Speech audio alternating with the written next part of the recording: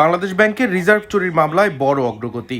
ফিলিপাইনের রিজাল commercial banking corporation RBC ব্যাংকের ৮১ million মার্কিন ডলার বাজেয়াপ্ত করার নির্দেশ দিয়েছে ঢাকার একটি বিশেষ জজ আদালত। মানি লন্ডারিং প্রতিরোধ আইনের আওতায় এই আদেশ দেওয়া হয়।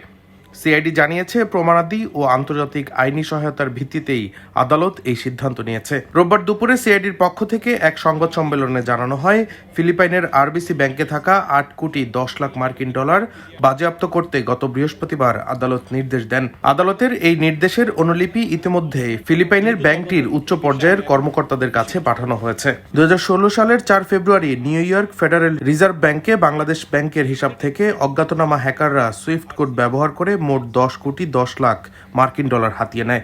এর মধ্যে ২০ মিলিয়ন ডলার শ্রীলঙ্কায় স্থানান্তরের চেষ্টা ব্যর্থ হলেও বাকি ৮১ মিলিয়ন ডলার চলে যায় ফিলিপাইনে। সেই অর্থের বেশিরভাগ অংশ পাচার হয় ক্যাসিনো খাতে। চুরি হওয়া অর্থের মধ্যে শ্রীলঙ্কা থেকে ফেরত আনা গেছে প্রায় ২০ মিলিয়ন ডলার। তবে ফিলিপাইনে পাচার হওয়া অর্থ ফেরত আনার প্রক্রিয়া এতদিন থমকে ছিল।